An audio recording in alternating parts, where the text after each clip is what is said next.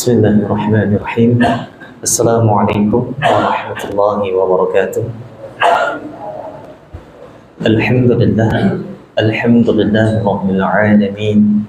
Wa bihi nasta'in ala umuri dunya waddin. Wassalatu wassalamu ala asyrafil anbiya wal mursalin wa ala alihi wa ashabihi wa man tabi'ahum bi ihsanin ila yaumiddin, amma ba'du.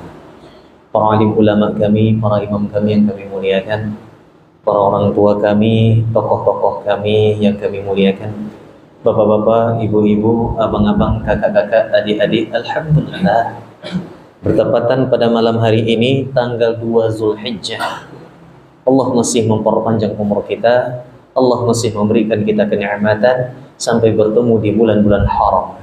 Dan kita berharap kepada Allah Subhanahu wa taala, di antara 4 bulan haram selain dari Ramadan, di antara 4 bulan haram yang sebagaimana Allah sebutkan di surah At-Taubah ayat 36 dan dijelaskan oleh Nabi sallallahu alaihi wasallam, thalatha mutawaliyah, 3 berturut-turut, 1 berada di antara Sya'ban dan Jumad, yaitu bulan Dzulqa'dah, Dzulhijjah, Muharram dengan Rajab.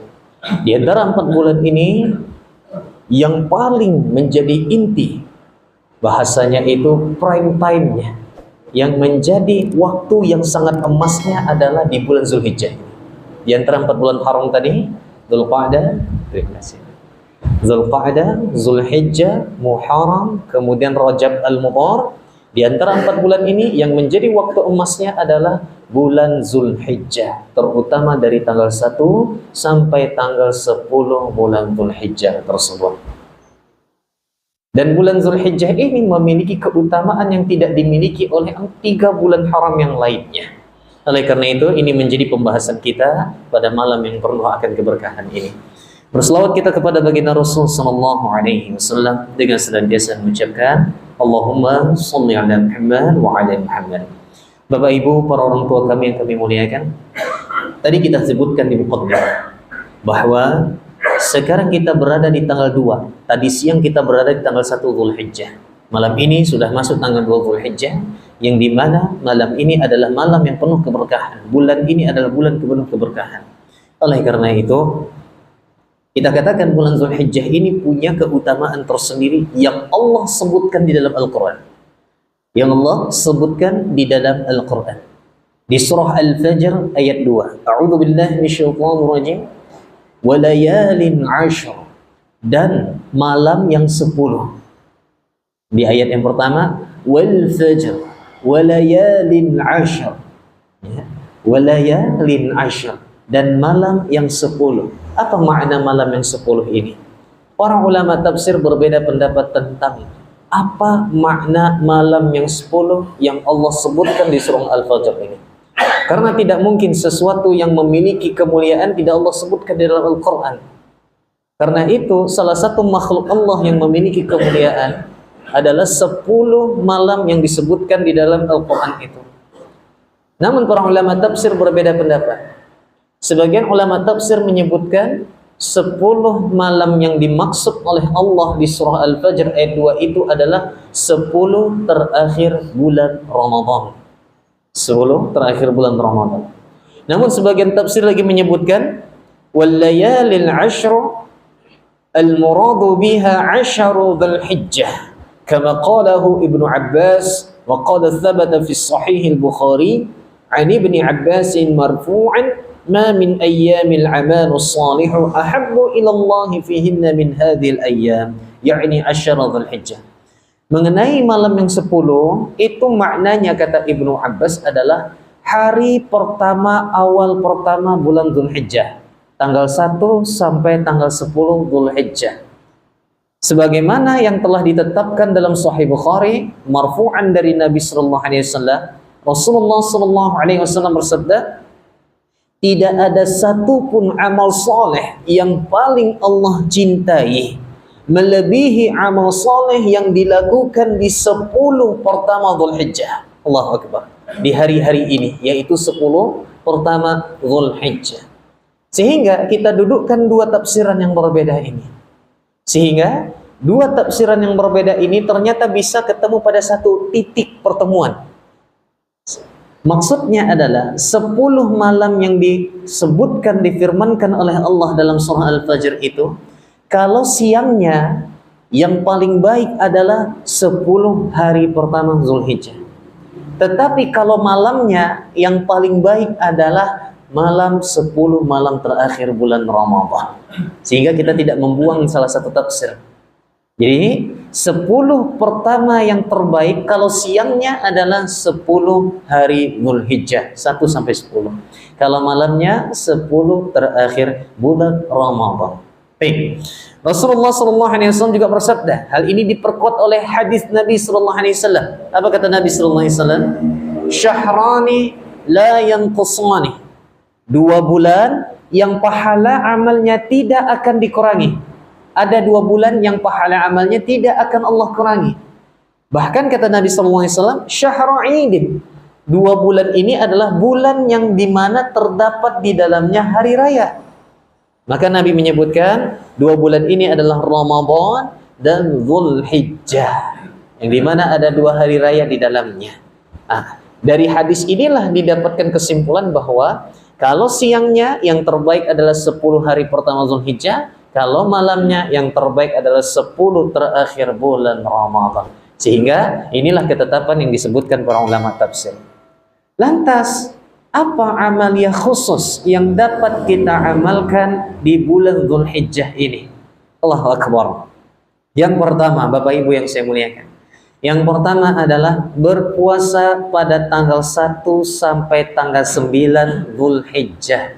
Nah, ini dia, mulai semalam. Ya, berpuasanya mulai hari ini, berbuka dan lain sebagainya. Mulai dari tanggal 1 sampai tanggal 9 Zulhijjah.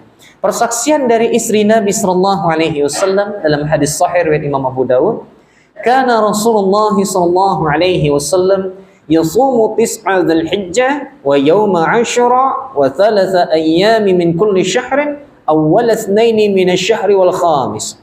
Kata Nabi, kata istri Nabi sallallahu alaihi wasallam, Rasulullah itu tak pernah tinggal berpuasa yang 4. Yang pertama, puasa awal Zulhijjah dari tanggal 1 sampai tanggal 9. Yang kedua, Yaumul Ashura, hari Ashura yang terdapat pada tanggal 10 Muharram.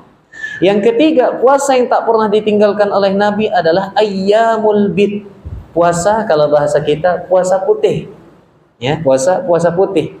Kenapa disebut dengan puasa putih? Karena pengerjaan puasa ini itu terdapat pada tanggal 13, 14, wa 15. 13, 14, 15.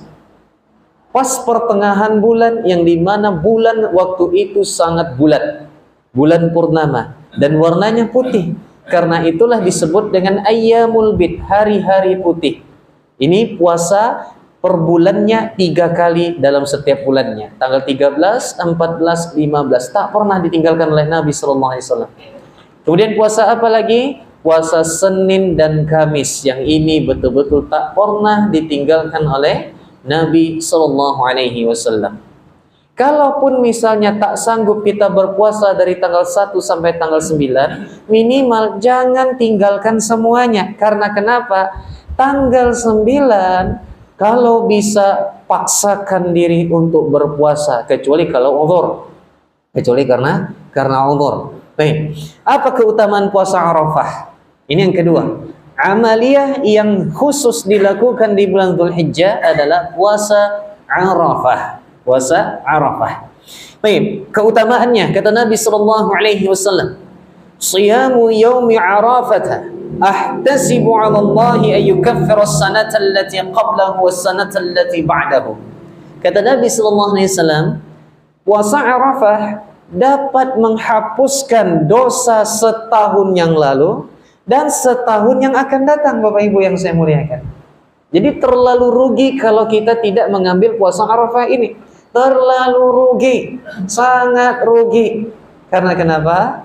Dosa setahun yang lalu itu akan Allah ampuni, dan dosa yang belum kita lakukan di tahun depan Allah sudah ampuni. Dosa yang bagaimana? Dosa-dosa kecil, bukan dosa-dosa besar. Kalau dosa-dosa besar enak hitung-hitungannya, ya. Lakukan saja sekarang, toh Allah tahun depan sudah ampuni, Ya, ini nggak masuk seperti ini pemahamannya. Ya, ini adalah dosa-dosa kecil. Walaupun dosa-dosa kecil yang Allah ampuni patut juga disyukuri. Karena kenapa? Kecil kalau terus ditambah akan menjadi besar. Kalau sudah menjadi banyak, hati akan semakin keras. Ketika hati sudah semakin keras, maka dosa yang tadinya dianggap kecil, sekarang dianggap sesuatu yang lumrah, sudah biasa. Gak ada kesedihan di dalam hati ketika melakukan maksiat tersebut. Na'udzubillahi min zalik. Bahkan mencari pembenaran dari apa yang dilakukan. La haula wala quwata illa billah. Ini berbahayanya meremehkan dosa-dosa yang telah Allah larang. Cuma yang jadi pertanyaan kita adalah, puasa Arafah ini apakah harus mengikuti jamaah haji yang sedang wukuf di Arafah, ataukah mengikut pertanggalannya? Karena kalau puasa Arafah ini terjadi pada tanggal 9 Zulhijjah. Maka di sini terjadi dua pendapat ulama Amsar zaman sekarang. Pendapat ulama yang pertama yang dikemukakan oleh ulama Arab Saudi dalam lajnah daimahnya mengucapkan bahwa puasa Arafah itu sesuai dengan wukufnya jamaah haji di Arafah, walaupun belum masuk tanggal 9. Walaupun belum masuk tanggal 9. Berarti ketika jamaah haji sudah wukuf di Arafah, walaupun di Indonesia tanggal 8, maka tetap disunnahkan berpuasa Arafah. Namun pendapat ini dikritik oleh hampir mayoritas ulama negara lain. Negara lain. Ya, biasa perbedaan pendapat. Pada akhirnya lajnah daimah pun mempersilahkan jika mengambil pendapat yang kedua. Apa pendapat yang kedua? Puasa Arafah disesuaikan dengan tanggal tempat negeri masing-masing. Negeri masing-masing. Apa dalilnya? Ternyata pendapat kedua ini lebih dikuatkan. Lebih dikuatkan dengan dalil. Ya, dengan dalil yang lebih rajih insyaallah taala. Dalilnya yang diriwayatkan oleh Al-Imam Abu Dawud, Quraib rahimahullahu taala berkata. Faqadimtu Syam. Aku tiba datang di Syam. Syam ini adalah salah satunya Palestina. Semoga Allah selamatkan saudara-saudari kita di sana dan Allah berikan ketabahan. Sedikit tentang Palestina ini, betullah nubuat Nabi sallallahu alaihi wasallam bahwa sebaik-baik penduduk akhir zaman adalah penduduk Syam. Penduduk Syam. Nabi telah mensabdakannya 14 abad yang lalu. Sebaik-baik penduduk akhir zaman di dunia ini, manusia yang terbaik adalah penduduk Syam. Dan salah satu penduduk Syam selain Suriah, selain Irak, itu adalah Palestina. Ya, Palestina. Karena Syam itu sudah termasuk pada riwayat itu semuanya. Bayangkan siapa yang bisa sabar? Kita saja di Pekanbaru, di Sumatera Selatan bermasalah listrik sampai ke Pekanbaru dan lain sebagainya, itu sudah protes habis-habisan. Sudah protes habis-habisan sampai datang mendemo ke kantor PLN. Bukannya orang PLN itu main-main, tidak, mereka berusaha. Mereka berusaha, cuma kita terkadang nggak tahu sabar. Nggak tahu sabar. Allahu Akbar. Bandingkan dengan saudara-saudari kita di Palestina yang listrik pun tak akan pernah ada lagi. Listrik tak akan pernah ada. Pasokan air bersih pun jarang dapat. Makanan saja jarang. Makanan mereka Indomie yang dianggap di tempat kita itu makanan pilihan terakhir. Cadangan terakhir. Mereka Indomie di sana itu makanan yang sangat mewah. Allahu Akbar. Karena itu wajar Nabi SAW menyebutkan mereka sebagai penduduk bumi yang terbaik di akhir zaman. Allahu Akbar. Oleh karena itu walaupun kita tidak dapat berjihad ke sana, walaupun kita tidak dapat berperang membantu mereka di sana, minimal ada gerakan kita walaupun cuma sedikit. Apa itu? Minimal boikotlah produk-produk mereka.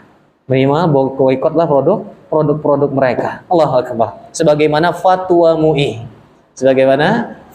MUI yang telah dikeluarkan beberapa bulan yang lalu. Tapi Bapak Ibu yang saya muliakan, kita lanjutkan. Quraib mengatakan, aku datang ke Syam. Wastuhilla alayya hilalur Ramadan wa ana bi Syam. Kemudian hilal telah tampak di bulan Ramadan, telah tampak hilalnya ketika aku di sana. Kami melihatnya di malam Jumat, berarti mereka berpuasa di hari Jumat. Ketika sudah selesai bulan Ramadan, Quraib ini pulang ke Madinah di waktu hari raya. Sampai di Madinah, sahabat junior Nabi SAW, Ibnu Abbas radhiyallahu anhu bertanya kepada Quraib ini, kapan kalian berpuasa di Syam? Maka Quraib mengatakan, kami berpuasa, hilal telah nampak di malam Jumat. Maka kata Ibnu Abbas, kami di sini di Madinah kami melihat hilal di malam Sabtu. Malam Sabtu, berarti mereka berpuasa di hari Sabtu. Maka Quraib mengatakan, ala takstafi bi ru'yati Muawiyah wa siyamihi? Bukankah enggak cukupkah engkau wahai Ibnu Abbas dengan ru'yahnya Muawiyah? Ngapa engkau enggak ikut kami di Syam? Karena kenapa? Waktu itu pemerintahan Muawiyah bin Abi Sufyan. Kenapa tidak mengikuti di Syam? Maka kata Ibnu Abbas, la hakadza amarana Rasulullah sallallahu alaihi wasallam. Tidak, inilah yang diperintahkan diajarkan oleh Nabi sallallahu alaihi wasallam kepada kami. Berarti tergantung negerinya masing-masing. Yang jadi banyak pertanyaan di masyarakat adalah kenapa Arab Saudi selalu dahulu dibanding kita? Padahal kalau mengikuti waktu kita duluan dibanding mereka. Maka perhitungannya memang berbeda Bapak Ibu. Kalau perhitungan Syamsiah, perhitungan matahari, memang kita duluan, baru mereka. Tetapi kalau hitungan Qamariyah, bulan, mereka duluan, baru kita. Nah ini dia. Baik, kita lanjutkan. Nomor 3, amaliyah yang sangat dianjurkan dilaksanakan di bulan Dzulhijjah mulai tadi, ya, yaitu apa? Bertakbir. Nah ini dia. Tadi lupa saya bertakbir di awal muqaddimah. Ya, takbirnya bagaimana? Allahu Akbar, Allahu Akbar, Allahu Akbar. Terus baca sampai habis. Karena kata Nabi sallallahu alaihi wasallam, "Ma min ayyamin ahabbu ila Allahil 'amalu fihinna min 'ashri Dzulhijjah. Fa 'alaikum bit-tasbih wat-tahlili wat-takbir."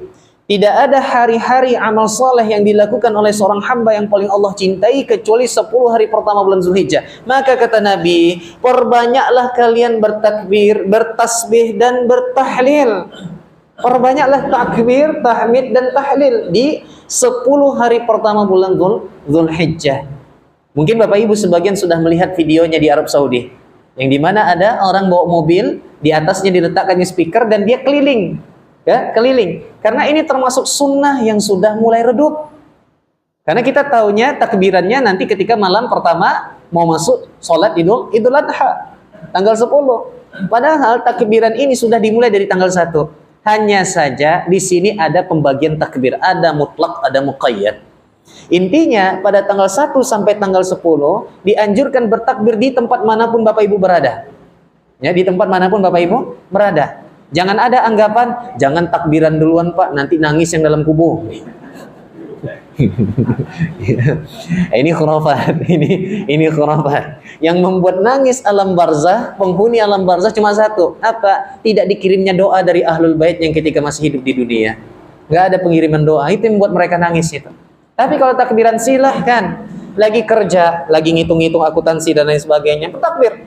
Allahu Akbar, Allahu Akbar, Allahu Akbar. Bertakbir, bertahlil dan bertahmid. Kita lihat penjelasan para ulama. Al-Imam Ibnu Qayyim berkata dalam Madarijus Salikin, wal afdalu fi ayyami 'ashri Dzulhijjah al-iktsaru min at-ta'abbudi la siyama at-takbiru wa tahlilu wa tahmidu. Yang utama, yang afdal pada 10 awal bulan Dzulhijjah adalah memperbanyak ibadah. Memperbanyak ibadah, terutama takbir, tahlil dan tahmid. Perbanyak ini. Ibu-ibu lagi motong ayam, Allahu Akbar, Allahu Akbar, Allahu Akbar. Gak ada masalah. Lagi belanja di pasar, Allahu Akbar, Allahu Akbar. Selagi suaranya lirih dulu. Karena kenapa? Belum banyak masyarakat yang paham sunnah ini. Ya, jangan pula dikuatkan. Ya, nanti kena tegur. Lirihkan saja suaranya. Sebagaimana yang dilakukan oleh Ibnu Umar dan Abu Hurairah. Ya, kita lihat. Hadisnya riwayat Imam Bukhari. Hadisnya riwayat Imam Bukhari. Di sini dikatakan, wa kana Ibnu Umar wa Abu Hurairah yakhrujani ila as-suqi fi ayyamil 'ashri yukabbirani wa yukabbirun nas bi takbirihima. Ketika masuk 10 hari pertama bulan Dzulhijjah, Ibnu Umar radhiyallahu anhuma, anaknya Umar bin Khattab, ya, Umar ibn Khattab, ya, bukan Ibu Umar ibn Khattab. Umar ibn Khattab radhiyallahu anhu. Di mana Ibnu Umar, anaknya Umar bin Khattab, bersama dengan sahabat yang lainnya yaitu Abu Hurairah radhiyallahu anhu pergi ke pasar dan mereka bertakbir. Bertakbir. Kemudian didengarlah oleh manusia di pasar, lalu mereka pun mengikuti takbir 2 orang sahabat tadi. Jadi takbir ini sudah dilakukan di sekarang, di sekarang. Nah, ini dia. Lantas bagaimana dengan tanggal 9 sampai tanggal 13? Nah, ini dia. Bagaimana dengan tanggal 9 sampai tanggal 13? Kita lihat riwayatnya. Ubaid ibn Umar rahimahullah ta'ala berkata, "Annahu kana yukabbiru min salatil ghadati wa yawma Arafah illa salatiz zuhri min akhir ayyami tasyriq." Bahwa Umar dulu bertakbir setelah salat subuh pada tanggal 9 Zulhijjah sampai setelah salat zuhur tanggal 13 Zulhijjah. Jadi sebenarnya Bapak Ibu yang saya muliakan, Idul Adha ini lebih panjang dibanding Idul Fitri. Kalau kita kebalik, Idul Fitri kita sebulan, ya satu bulan. Padahal kalau kita lirik di kitab-kitab syarah hadis, biasanya ulama ada yang mengatakan Idul Fitri itu hanya sab'atu ayyam, 7 hari saja. Sedangkan Idul Adha 13 hari. 13 hari, lebih lama. Tapi kita di sini Idul Fitrinya sebulan. Ya, sebulan. Nggak ada masalah, ya, nggak ada masalah. Lewat dari sebulan, ada lagi harinya. Hari apa? Hari menghabiskan kue-kue yang terakhir. Nggak ada masalah, ya, insya Allah nggak ada masalah. Dan ini tidak pula terlarang, ya, tidak pula terlarang. Baik. Di hari tanggal 9 sampai tanggal 13, mungkin 9, 10 kita masih, masa iya ada? Masih bertanya. Tapi kalau sudah sholat Idul Adha, biasanya nanti sholat fardunya, imam biasanya akan bertakbir dulu. Ya Bapak Ibu ya. Nah ini memang disunnahkan. Sebagaimana riwayat tadi yang kita sebutkan. Dan ini memang disunnahkan sampai kapan? Sampai tanggal 13. Berakhirnya hari tasyrik. Berakhirnya hari tasyrik. Nah ini dia. Karena itu dalam penyembelihan ulama sepakat, afdolnya penyembelihan itu sesudah Idul Adha. Afdolnya. Ya, afdolnya. Bolehnya besoknya. Bolehnya lagi besoknya lagi. Khawatirnya tanggal 13, bahaya. Ya, sudah wanti-wanti ini tanggal 13. Tanggal 12 itu sudah berada di ujung itu. Ya, 12 itu sudah berada di ujung. 11 masih mubah. Afdolnya tanggal 10. Tanggal 10 itu sendiri. Nanti kita bahas insyaallah. Bapak Ibu yang berbahagia, kemudian yang keempat, perbanyaklah amal saleh di 10 pertama Dzulhijjah ini. Sebagaimana riwayat dari Ibnu Abbas, kana Sa'id bin Jubair idza dakhala ayyam al-'ashr ijtahada ijtihadan syadidan hatta ma yakadu yaqdiru alaih. Bahwa Imam Sa'id ibn Jubair ini imam yang luar biasa Bapak Ibu. Sayangnya Allah takdirkan beliau meninggal dengan cara disembelih kepalanya. Imam Sa'id ibn Jubair ini, ya, disembelih oleh siapa? Siapa lagi kalau bukan Hajjaj ibn Yusuf As-Saqafi. Ya, Hajjaj ibn Yusuf As-Saqafi. Bapak Ibu mungkin ada yang pernah mendengar nama Hajjaj bin Yusuf As-Saqafi. Beliau ini adalah seorang ahlul Quran, hafal Quran, hafal hadis. Sebagian riwayat menyebutkan yang membuat syakal, baris dan syakal dan nuqtah, garis dengan titik di huruf hijaiyah itu adalah subbangsih dari Hajjaj. Walaupun saya lebih ngambil pendapat Abul Aswad Ad-Duaili yang membuat titik-titik dan lain sebagainya. Namun Hajjaj bin Yusuf As-Saqafi ini terkenal dengan ahlul Quran. Terkenal dengan hafalan Qurannya, cantik bacaan Qurannya, tahsinnya bagus, qiraatnya yang ia kuasai. Tetapi salah arah. Masuk dia ke sebuah pemerintahan dan tidak ada ilmu dasar di sana. Ya, maksudnya tidak ada ilmu dasar ini, terlalu mengikuti sehingga hawa nafsu duniawiyah ini terkuasai. Ya, dia dikuasai olehnya, olehnya. Bukan berarti saya melarang Bapak Ibu masuk politik, ya enggak. Silahkan selagi masih dalam kategori wajar. Tetapi kalau sudah dikuasai oleh hawa nafsu dunia, hati-hati. Ya, pertanggungjawabannya bukan main-main di akhirat. Na'udzubillah min zalik. Dan Nabi sendiri yang menyebutkan, apa kata Nabi SAW? Kekuasaan itu adalah penyesalan di hari kiamat, kata Nabi SAW. La haula wala quwwata illa billah. Baik, kita lanjutkan. Hajjaj ibn Yusuf As-Saqafi ini pernah menghalalkan darah penduduk Mekah dan Madinah selama 3 hari berturut-turut, sehingga banyak kaum muslimin yang mati waktu itu. Ya, yang banyak kaum muslimin yang mati waktu itu. Karena itu sebagian ulama mengatakan Hajjaj bin Yusuf ini bukan lagi muslim. Dia telah murtad dari Islam karena mudah menghalalkan darah seorang muslim. Namun sebagian lagi mengatakan tidak, dia tidak murtad, hanya saja sefasik-fasik muslim yang ada, dia yang paling fasik. Saking luar biasanya. Ya, sampai-sampai salah satu ulama yang mati di tangannya adalah Imam Sa'id ibn Jubair ini. Imam Sa'id ibn Jubair ini, dia digorok lehernya di bawah tanah di dekat la haula wala quwwata illa billah. Kalau Bapak Ibu baca ceritanya sangat luar biasa. Kejamnya Hajjaj ibn Yusuf Al-Thaqafi ini. Hati-hati. Ketika ilmu hanya sampai di kerongkongan saja, beginilah salah satu contohnya. La haula wala quwwata illa billah. Semoga Allah selamatkan kita dari hal ini. Karena kenapa? Kita meminta kepada Allah, Allahumma inni as'aluka ilman nafi'an wa rizqan thayyiban wa amalan mutaqabbala. Kita meminta kepada Allah agar amal kita diterima. Pertama, ilmu itu dimanfaatkan. Kemudian rezeki yang halal dan amal barulah diterima oleh Allah Subhanahu wa taala. Jangan sampai itu terjadi kepada kita. Nauzubillah, summa nauzubillah min dzalik, sehingga amal kita tidak diterima oleh Allah karena ilmunya hanya pada kepalanya saja, tidak masuk ke dalam relung hatinya. Ini nasihat untuk yang berbicara juga. Dan bahkan paling berat, la haula wala quwwata illa billah. Baik. Jadi Imam Sa'id ibn Jubair ini ketika memasuki 10 hari pertama bulan Zulhijjah, dia sangat bersungguh-sungguh sampai-sampai dia nggak sanggup untuk beribadah. Saking ingin memanfaatkannya 10 hari pertama Zulhijjah ini. Allahu Akbar.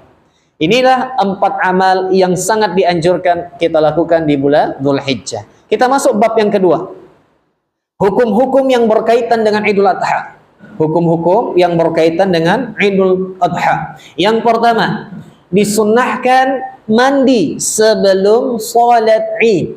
Disunnahkan mandi sebelum salat Id. Sebagaimana riwayat dari Nafi', beliau berkata, "Anna ibn Umar kana yaghtasilu yaumal fitri qabla an yaghduwa." Bahwasanya Ibnu Umar senantiasa mandi pada hari raya Idul Fitri sebelum berangkat ke musalla. Nah, di sini disebut musalla, ya. Jadi pernah kita bahas dulu waktu pembahasan masalah tentang memakmurkan masjid. Pengertian musola dalam kacamata ulama ini berbeda dengan pengertian musola dalam kacamata masyarakat Indonesia. Musola dalam lisanul Arab, dalam bahasa Arab, maknanya adalah tanah lapang. Tanah lapang, ya. Yang dimana dianjurkan salat-salat sunnah yang sunnahnya itu di tanah lapang, ya. Apakah nggak boleh melaksanakan salat-salat sunnah Idul Fitri, Idul Adha di masjid? Nggak ada masalah. Nggak ada masalah. Sebagaimana fatwa dari Imam Asy-Syafi'i. Kalau bahkan kata Imam Asy-Syafi'i, kalau dikhawatirkan, kalau dia sholat di tanah lapang, tanahnya becek dan lain sebagainya, atau dikhawatirkan turun hujan, maka sunnahnya hilang, sunnahnya pergi ke masjid. Sunnahnya pergi ke masjid. Nah, ini dia. Bagaimana dengan kasus 2020? nggak ada sholat idnya, sholatnya di rumah, khutbah soang, khutbah sendiri, sholat sendiri di situ. Allahu Akbar. Nah, ini dia Bapak Ibu yang saya muliakan, itulah ujian yang Allah berikan kepada kita. Sudah ditakdirkan semuanya, sudah Allah takdirkan. Dan mandi di sini biasanya ada dicampur baurkan dengan mandi adat. Apakah mandi adat ini salah? Tidak, selagi tidak dicampur dengan ritual mandi sunnahnya. Nah, ini dia. Apa mandi adatnya biasanya yang dilakukan ketika sholat Id ini? Mandi pakai limau. Kalau di Kampar ada istilahnya balimau. Nah, balimau kasai. Itu dia. Ini adat yang baik, sebenarnya nggak ada masalah. Selagi tidak dianggap wajib dan tidak masuk dalam kategori ibadah. Ya, jangan sampai ada anggapan kalau nggak mandi balimau, ini nggak afdal nanti mandi sholat Idnya dan sebagainya. Nggak ada. Hanya sekedar ingin mengharumkan diri, nggak ada masalah. Nggak ada masalah, sebagaimana juga kita mandi pakai shampoo, pakai sabun dan lain sebagainya. Tetapi kalau dicampur dalam ritual sunnah mandi, ini bermasalah. Kalau dicampur, ya, kalau dicampur, selesaikan dulu sunnah ritual mandinya. Ketika sudah meratakan air ke seluruh tubuh, ditutup dengan membasuh kedua kaki 3 kali, kanan dengan kiri, baru ditambah dengan limau tadi, nggak ada masalah. Begitu juga dalam mandi janabah, Bapak Ibu yang saya muliakan, ya. Saya sangat luar biasa tentang masalah mandi janabah. Ini saya masih ingat almarhum Habib Munzir Al-Musawwah. Bapak Ibu masih ingat? Ya, beliau pernah menyampaikan di Damai Indonesiaku tentang masalah batalnya mandi janabah kalau menggunakan shampoo atau keramasan. Ya, karena belum selesai ritual mandi janabahnya. Selesaikan dulu mandi janabahnya, baru tambah dengan keramasan. Selesai. Nggak ada masalah. Tetapi ini air belum merata ke seluruh tubuh, dicampur langsung dengan shampoo dan lain sebagainya, maka selesailah di situ mandi janabahnya. Dan ini kita sepakat. Dan ini kita sepakat. Karena itu mandi janabah itu selesaikan dulu. Mulai dari mencuci kedua telapak tangan, menilai dan sebagainya, sampai mengakhirkan wudhu kaki di akhir. Udah ditutup, barulah ditambah dengan mandi-mandi yang lainnya. Dengan catatan tetap menghemat air. Bagaimana cara mandi Nabi? Nabi pertama mandinya tak pernah sendirian, Bapak Ibu. Ya, mandi Nabi tak pernah sendirian. Nah ini pasangan suami istri yang masih muda-muda, kalau mandi junub disunahkan berdua. Jangan soang-soang. Ya, jangan soang-soang, disunahkan berdua. Ya Bang ya.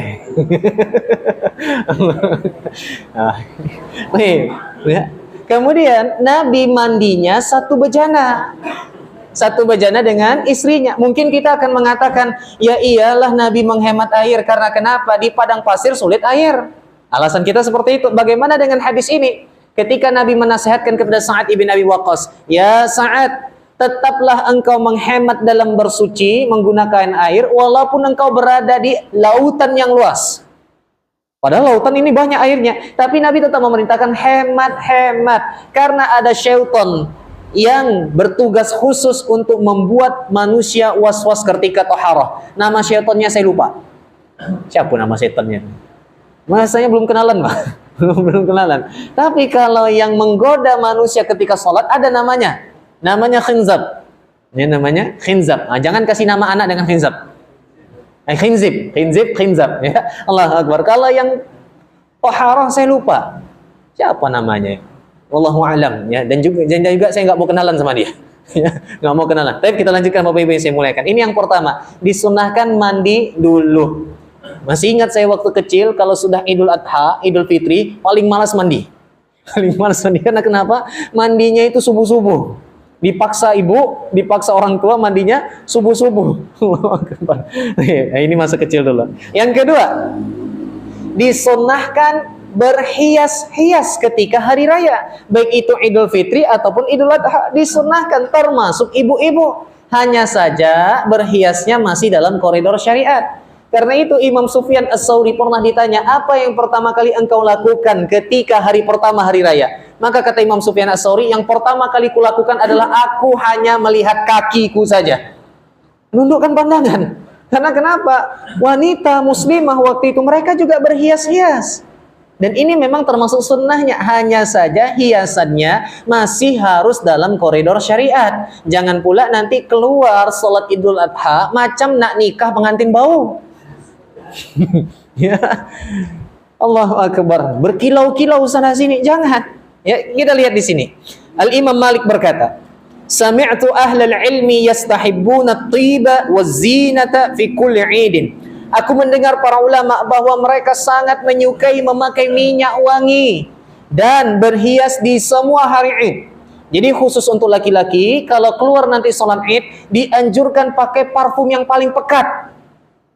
Ini perbedaannya antara parfum laki-laki dengan perempuan. Karena Bapak Ibu, ada hadis Nabi yang diriwayatkan oleh Imam An-Nasai. Kata Nabi SAW, wanita mana saja yang keluar dari rumahnya menggunakan wangi-wangian, kemudian melewati sebuah kaum yang tidak mahram untuknya, ya, kaum ajnab atau kaum ajnabnya, kemudian tercium bau wanginya, maka kata Nabi, fahiya zaniyah, dia pezina. Hadis ini kalau kita tidak cocokkan dengan hadis yang selanjutnya, maka kita akan mengharamkan secara mutlak bahwa wangi-wangian tidak diperbolehkan dipakai oleh kaum wanita kalau keluar rumah. Kalau di dalam rumah, ibu-ibu sangat disunnahkan. Ya, karena itu pernah kita sebutkan sebelumnya, ibu-ibu yang soleha itu kalau keluar rumah dia ke Arab-Araban, tapi kalau dalam rumah ke Barat-Baratan. Jangan dibalik. Jangan dibalik. Keluar ke Barat-Baratan, pas dalam rumah ke Arab-Araban, asina daster terus. Ya, minta maaf ya. Nah, ini dia. Jadi ada hadis yang kedua yang diriwayatkan oleh Imam At-Tirmizi. Kata Nabi SAW, parfumnya laki-laki, baunya pekat, warnanya tidak pekat. Tetapi parfum wanita, baunya tidak pekat, warnanya pekat. Di sini Nabi masih memperbolehkan wanita menggunakan parfum. Sehingga diambil kesimpulan ulama kontemporer zaman sekarang, wanita masih diperbolehkan menggunakan wangi-wangian dengan memastikan bahwa wanginya tidak tercium oleh orang lain, hanya sekedar menutupi bau badan saja. Ya, misalnya pakai Downy, Molto, Soklin, Rinso boleh nggak? Unilever loh. Allahu Akbar ya. Itu prinsip kita masing-masing. Kalau mau masih pakai juga tafadhal. Itu hanya prinsip kita masing-masing. Saya sebelum ada fatwa MUI Bapak Ibu, saya masih pakai Rinso. Saya masih pakai Rinso. Tapi sudah ada fatwa MUI berusaha. Berusaha. Ya wallahu alam. Walaupun mungkin tak banyak yang bisa dilakukan, tapi setidaknya kelak nanti bisa kita pertanggungjawabkan di akhirat nanti. Di mana posisi kita ketika waktu saudara-saudari kita dizalimi. Allahu Akbar. Kita lanjutkan Bapak Ibu yang saya muliakan. Kemudian, untuk yang laki-laki sangat dianjurkan menggunakan pakaian yang berwarna dengan warna yang Nabi sukai. Warna yang paling Nabi sukai adalah warna putih. Kalau bahasa orang Melayu, orang kita, putih. Putih. Bahasa pakai warna putih. Dan Nabi juga suka warna hijau. Jangan sampai, khusus kaum muslimah, jangan sampai bertabaruj. Apa itu tabaruj? Kita bahas dulu dalilnya. Allah yang memerintahkan. Surah Al-Ahzab ayat 33. Apa kata Allah? Wala tabarrujna tabarrujal jahiliyatil ula. Maka janganlah para wanita itu bertabarut seperti tabarut jahiliyah di awal, fase awal. Sekarang mungkin apa makna dari tabarut itu?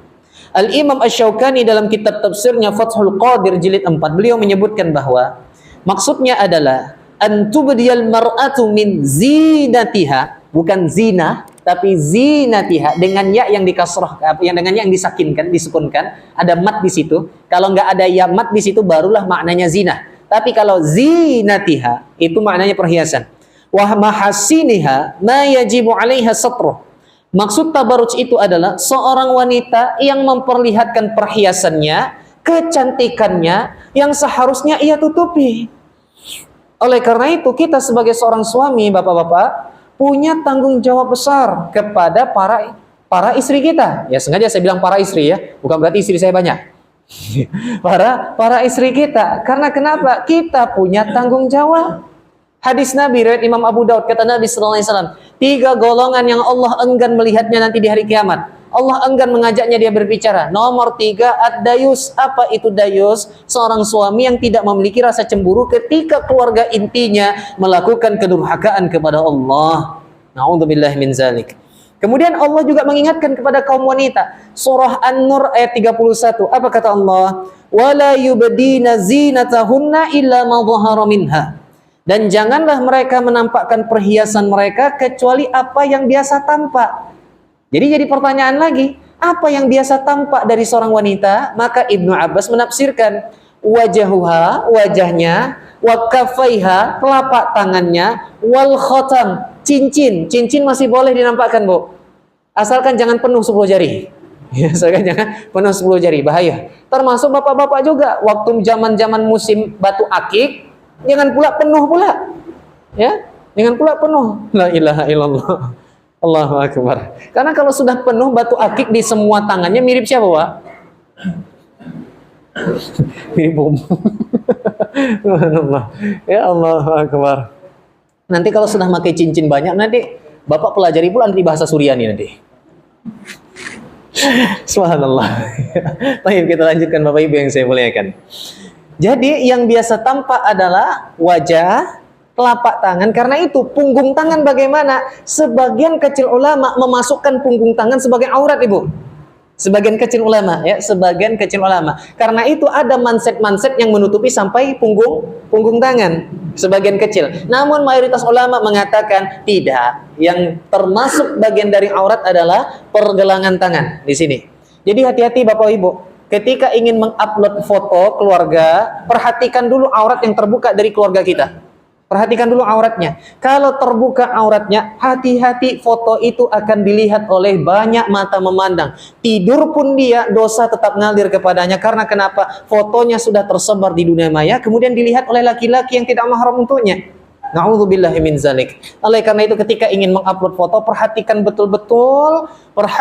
betul-betul tentang aurat-aurat orang yang kita sayangi tersebut. Termasuk anak gadis kita juga. Karena kenapa? Allah kembali memerintahkan masih di surah An-Nur, "Waliyadribna bi khumurihinna 'ala juyubihinna." Dan hendaklah kaum wanita itu menutupkan khimarnya sampai ke bawah dadanya. Ini pengertian tentang jilbab, qamis dan khimar. Kalau dalam bahasa Arab, jilbabun ini dalam artian dalam bahasa Arabnya itu maknanya adalah gamis. Jadi ibu-ibu, jilbab itu dalam bahasa Arab artinya gamis. Ya, artinya gamis. Sedangkan hijab, ya, hijab itu maknanya adalah apapun yang menutupi dari kepala sampai ujung kaki, namanya hijab. Adapun jilbab dalam bahasa Indonesia, jilbab bahasa Arabnya adalah khimar. Khimar. Karena Allah juga menggunakan kata itu, wal yadribna bi khumurihinna, dan hendaklah para wanita itu menutup khimarnya. Oleh karena itu minimal ibu-ibu kalau pakai khimar, atau kita sederhanakan bahasanya, pakai jilbab, minimal menutupi bagian bawah dada, jangan di atas. Ya, yang penting kan menutupi, Pak. Tidak. Pakaian syar'i itu bukan hanya yang penting menutupi, tapi sesuai dengan yang dikehendaki Allah dan Rasulnya. Ya. Berapa banyak jilbab-jilbab sekarang yang kita sebut dengan jilbab gantung diri, Pak? Ya, jilbab gantung diri. Tinggal gini, Bapak tarik belakang aja. Tarik belakang saja. Itu sudah cekek. Allahu Akbar. Hati-hati yang punya anak gadis. Karena memelihara anak gadis lebih ekstra dibanding memelihara anak laki-laki. Karena itu mempunyai anak perempuan punya keutamaan tersendiri. Kata Nabi SAW, barang siapa yang memiliki 2 anak perempuan, nanti Allah akan menjadikan 2 anak ini sebagai pemberi syafaat nanti di surga. Nah, ini memiliki anak perempuan. Apa daya saya yang anaknya keduanya laki-laki. Tapi alhamdulillah ini nikmat dari Allah juga. Karena mendidik anak perempuan lebih berat. Karena banyak aurat yang harus ia tutupi. Ya, tidak hanya sekedar menutupi. Pakaian syar'i seorang wanita itu bukan dengan cara melakban, tapi dengan cara membungkus. Misalnya, mic ini dilakban. Masih nampak nggak kalau ini mic, Mbak? Masih ketahuan ini mic. Tapi kalau mic ini dibungkus dalam plastik, ketahuan nggak itu mic? Nggak ada yang tahu. Jadi cara pandangan pakaian syar'i itu bukan dilakban, tapi dibungkus. Bukan istilah bawa bungkus. Bukan. Jadi dibungkus. Baik. Kita lihat tafsirnya. Tafsirnya luar biasa. Fa innahunna lam yakunna yaf'alna dzalik, bal kanatil mar'atu tamurru bainar rijali musaffihatan bi sadriha wa rubbama azharat unuqaha wa dhawaiba sya'riha wa aqritata adhaniha. Karena sesungguhnya wanita jahiliyah dulu, wanita jahiliyah enggan berpakaian seperti itu. Mereka nggak mau menutupi khimarnya sampai bawah dadanya. Bahkan mereka, wanita jahiliyah dulu, punya kebiasaan, ini bukan kata saya, ini kata Imam Ibnu Katsir ketika menafsirkan dan menukil perkataan para sahabat. Jadi jangan salahkan saya. Saya hanya menyampaikan. Nih, apa kata Imam Ibnu Katsir? Kebiasaan wanita jahiliyah dulu adalah kalau mereka lewat di hadapan laki-laki, macam mana saya menafsirkannya nih? Musafihatan bisadriha. Membusungkan. Iya, Pak. Paham lah. Ya, kita sekali saja. Membusungkan dadanya. Jadi setiap lewat kepada kaum laki-laki, kebiasaan wanita jahiliyah adalah suka membusungkan. Kemudian apalagi kata para ulama? Dan mereka ada kalanya pula mereka sengaja memperlihatkan lehernya. Dan ada kalanya pula mereka juga sengaja memperlihatkan rambut-rambut kecil di sekitar telinganya. Jadi hati-hati ketika menggunakan jilbab, jangan sampai nampak rambut-rambut yang di pinggir-pinggir ini. Di pinggir-pinggir ini. Kemudian kata para ulama, maka Allah memerintahkan kepada wanita yang beriman agar menutupi seluruh tubuhnya dan tidak menggunakan cara jahiliyah itu. Sekarang jadi pertanyaannya, apakah pakaian jahiliyah ini muncul kembali? Jangan ditanya lagi. Sudah muncul, sudah. Ya, Allahu Akbar. Jangan sampai ada perkataan seperti ini. Ya, melihat wanita seksi, saya mah biasa-biasa saja. Ya, saya mah biasa-biasa aja. Lu aja yang terlalu ngeres pikirannya. Kan kadang ada yang seperti itu, teman-teman kita yang mengatakan seperti itu kan. Ya, Saya kalau melihat wanita-wanita yang terbuka auratnya, saya biasa saja. Kamu saja yang terlalu ngeres pikirannya. Bukan masalah kita yang ngeres pikirannya, tetapi dia yang bermasalah. Kenapa? Mungkin karena melihat sesuatu aurat itu sudah terbiasa olehnya, sehingga hatinya keras. Hatinya keras dan tidak terasa lagi kesakitan ketika melihat demikian. Tidak terganggu lagi hatinya. Karena hatinya sudah Allah keraskan. Terbiasa melakukan maksiat. La haula wala quwwata illa billah. Sembari wanita menutupi auratnya dengan baik, sembari laki-laki juga menundukkan pandangan. Karena itu saya tak cocok dengan orang yang mengatakan pemerkosaan itu terjadi bukan karena pakaian katanya. La ilaha illallah. Subhanallah. Enggak.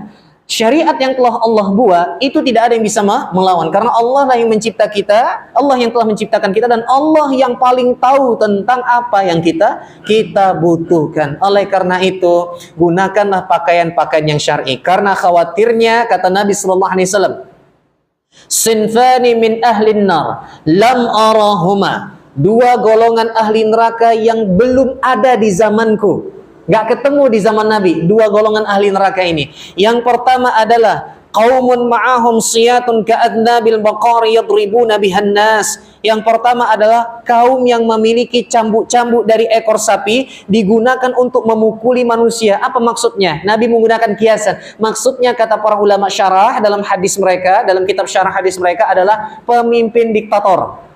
Pemimpin yang zalim, pemimpin diktator. Ini maksud yang pertama. Yang kedua, golongan yang kedua yang termasuk ahli neraka, kata Nabi SAW, na'udzubillahi min zalik, wa nisaun kasiyatun ariyatun mumilatun ma'ilatun ru'usuhunna ka'asnimatil bukhtil ma'ilah. Wanita yang berpakaian tapi telanjang. Mereka menggoda laki-laki dan berlenggak-lenggok kepala-kepala mereka seperti punuk unta. Ini kata Nabi, bukan kata Muhammad Rizki. Ini kata Nabi SAW. Oleh karena itu, ibu-ibu, tolong. Pertama, ketika suami ibu memerintahkan ibu, Dek, tadi abang ikut kajian Pak Rizki tadi, bahaya juga seram pula. Tolonglah, Dek, jauhilah celana-celana jin itu. Jangan pakai celana jin lagi, pakai gamis. Maka ibu sebagai status istri tak bisa lagi mengatakan, aku pikir-pikir dulu lah bang. Berat itu tuh bang, tahu dah. Berubah langsung tuh berat. Oh nggak bisa, Bu. Nggak bisa. Ibu wajib langsung sami'na wa ata'na, karena yang diperintahkan oleh suami kebaikan. Nggak bisa ibu bantah. Alah abang ini macam paling suci pula. Abang ini nyuruh-nyuruh aku, abang aja nggak sholat. Nah, nggak boleh. Nggak boleh seperti itu. Wajib tetap taat. Bahkan kalau ada di antara para suami ibu, habis kajian ini, nanti ujung-ujungnya saya yang disalahkan. Habis kajian ini, suami ibu menyuruh, Dek, terasalah hati abang ini cemburu, Dek. Hapuslah semua foto yang ada di Facebook tuh, hapus kamu juga. Ya. Kemudian mulai besok adek pakai cadar. Macam mana, Bu? Macam mana? Tetap wajib sami'na wa ata'na. Karena kenapa? Hati-hati, kata Nabi SAW. Wahai kaum wanita, perhatikanlah kedudukanmu kepada suamimu. Apalagi suami-suami ibu rajin sholat di almanar. Wah, ya, nggak ada alasan lagi. Tapi Pak, suami saya agak pembohong. Oh, nggak bisa jadi alasan. Suami yang bagaimana dulu Pak, yang wajib ditaati? Nggak bisa, Bu. Nggak bisa. Selagi suami ibu masih sholat, bagaimanapun perangai dia, ya, bagaimanapun akhlak dia suami ibu. Kata Nabi SAW, wahai para wanita, lihat kedudukanmu pada suamimu, karena suamimu al-jannatuki wan naruki, bisa menjadi surgamu, bisa menjadi nerakamu. Nah, ini bapak-bapak tak sabar nih untuk motong video ini, nak nengokkan ke bini dia. Ya ujung-ujungnya saya yang kena. Tapi harus saya sampaikan. Karena kenapa? Berat, kasihanlah pada suami ini, Bu. Kasihan kami ini. Nanti ketika misalnya ibu dipermasalahkan karena auratnya tidak ditutupi, ditanya ke kami, dipanggil kami, udah nggak diingatkan? Udah ya Allah, cuma itulah diteking. Diteking. Nah, maka selesai persoalan kami. Bukankah janji pertama dulu mengatakan bahwa aku siap menerimamu jadi imamku, bimbinglah aku. Ini bahasa garis bawah nih. Bimbinglah aku. Kenapa ibu menerima suami ibu? Karena harapannya dialah yang akan menahkodai ibu menuju ke surga. Pas dibimbing tak nak. Macam mana ini? Pas dibimbing tidak mau. Oleh karena itu Bu, ketika bapak sudah memerintahkan ibu tutup auratnya elok-elok, pakai pakaian yang tidak ketat. Nih kata Nabi tadi, akan ada wanita yang berpakaian tapi telanjang. Dia pakai pakaian menutupi, tapi terbentuk bodinya. Ya. Kami para suami cemburu Bu. Karena kenapa? Lekuk tubuh istri kita itu hanya kita yang boleh melihatnya. Nggak boleh laki-laki lain melihatnya. Begitu juga anak gadis kita. Tutupi auratnya baik-baik. Jangan sampai laki-laki yang tidak mahram padanya melihat bentuk lekuk tubuhnya. Harus tanamkan rasa cemburu yang sangat dalam diri kita. Suami saya mentang-mentang Pak Rizky nyampaikan jadi overprotective dan sebagainya. Karena itulah bukti cinta dia. Bukti cinta suami karena Allah kepada istrinya adalah dia cemburu ketika keluarganya melakukan kemaksiatan kepada Allah. Wajib cemburu. Wajib cemburu. Jangankan kepada di luar sana, kepada sepupu saja bapak-bapak wajib cemburu. Kalau ada misalnya sepupu istri kita menyentuh tangan dia, wajib cemburu. Karena kenapa? Sepupu bukan mahram. Sepupu bukan mahram. Jangan sampai nanti saya bawa laqad innaka rahmatan ma'allah. Subhanallah. Ini ya. Sedikit nyindir aja. Sedikit nyindir apa yang lagi viral sekarang. Ya, itu bukan bahasa Suryani. Itu bahasa astagfirullah. Entah kenapa muncul terus di Facebook saya, Pak. Muncul terus di Facebook saya masalah itu. La haula wala quwata illa billah. Ya. Ini dia, kita lanjutkan. Jadi begitulah tentang permasalahan pakaian ini. Pak, masa kami terus yang kena nih muslimahnya? Laki-laki macam mana pakaiannya? Kalau laki-laki mah simpel Bu pakaiannya. Gunakanlah pakaian. Contoh misalnya juga permasalahan, kita sedikit membahas masalah tentang menggunakan pakaian di bawah mata kaki. Bagaimana hukumnya? Nah, ini jangan dipermasalahkan terus ya Pak ya. Kita jawab sekarang. Pertama, memang kita akui terjadi perbedaan. Kayaknya memang tak boleh dibahas. Intinya saling menghormati. Mayoritas ulama nggak mempermasalahkan di bawah mata kaki. Yang penting tidak ada kesombongan. Cuma kita sepakat seluruh ulama, termasuk kata Buya Yahya, yang afdolnya di atas mata kaki. Yang menggunakan mata kakinya di bawah, jangan mencela yang di atas mata kaki. Karena kenapa? Afdolnya yang di atas mata kaki. Ya, yang begitu juga di atas mata kaki, jangan langsung memvonis mereka yang masuk neraka gara-gara di bawah mata kaki. Nah, ini afdolnya di atas mata kaki, perbedaan pendapat di bawah mata kaki, sepakatnya di bawah mata kaki dengan kesombongan. Nah, ini haramnya. Nah, insya Allah seperti itu saja pemahaman kita. Tapi Bapak Ibu yang saya muliakan, insya Allah kita lanjutkan pekan depan. Sudah masuk raya? Belum Pak ya? Nah, kita masukkan tentang masalah fikih korban. Ya, tentang masalah fikih korban. Insya Allah Ta'ala. Ini masih Zulhijjahnya. Masih sholat idnya. Ya, masih sholat idnya. Lebih dan kurang saya mohon maaf. Kalau ada kekeliruan dalam tema, mohon dimaafkan dan mohon tunjuk ajarnya. Subhanakallah bihamdik. Asyhadu an la ilaha illa anta. Astaghfiruka wa atubu ilaik. Minta tolong. Yes, untuk laporan. 2 jadilah. Di sini 1, situ 1 jadilah. Assalamualaikum warahmatullahi wabarakatuh.